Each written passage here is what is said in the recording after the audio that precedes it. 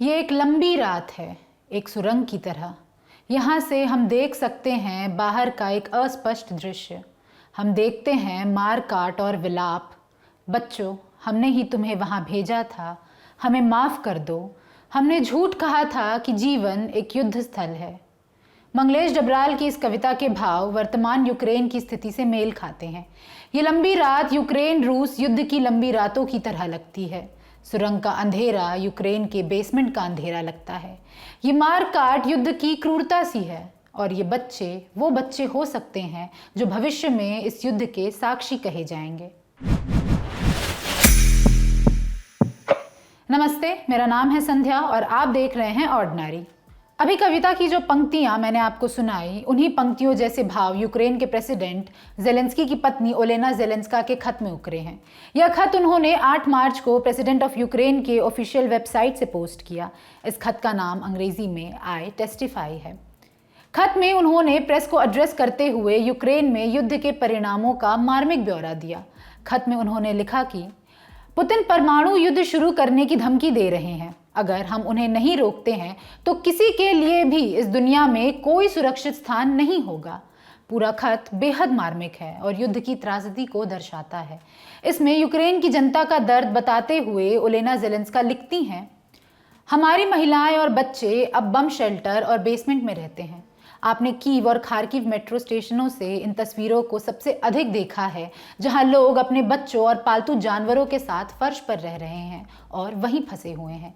ये कुछ लोगों के लिए महज युद्ध का परिणाम हो सकता है, लेकिन यूक्रेन के लोगों के लिए अब यह एक भयावह वास्तविकता है। कुछ शहरों में नागरिक और उनके परिवार लगातार कई दिनों तक बम शेल्टर्स के बाहर नहीं निकल सकते, क्योंकि वहां अंधाधुंध बमबारी और गोलाबारी हो रही है। हाल में खबर आई थी कि युद्ध के बीच यूक्रेन में नवजात बच्चों का जन्म अस्पतालों और घरों के अलावा बेसमेंट में हो रहा है। ये नन्ही जिंदगियां भयानक हिंसा के बीच अपनी पहली सांसें ले रही हैं।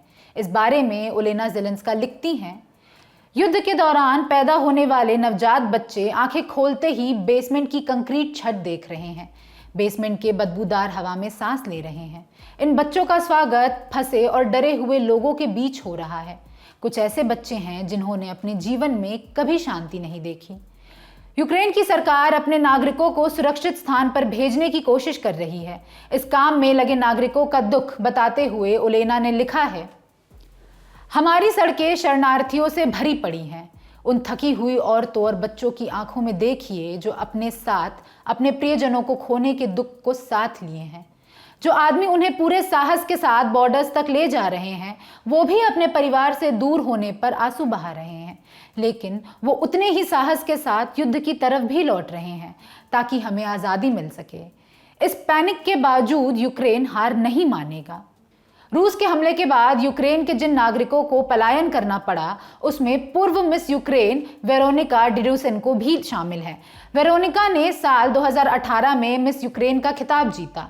वेरोनिका युद्ध के पहले दिन ही अपने 7 साल के बेटे के साथ स्विट्जरलैंड पलायन कर गई। यूक्रेन बॉर्डर पहुंचने तक उन्होंने युद्ध के विनाशकारी दृश्य देखे। 8 मार्च को अंतर्राष्ट्रीय महिला दिवस के मौके पर लॉस एंजलिस में हुए एक कार्यक्रम के दौरान उन्होंने बताया, यूक्रेन बॉर्डर तक के लंबे सफर में एक भी जगह ऐसी नहीं थी जहां युद्ध के सायरन न बज रहे हों और जहां बम न फट रहे हों। युद्धग्रस्त यूक्रेन की दास्तान बयान करते ऐसे कई अनुभव लगातार सामने आ रहे हैं।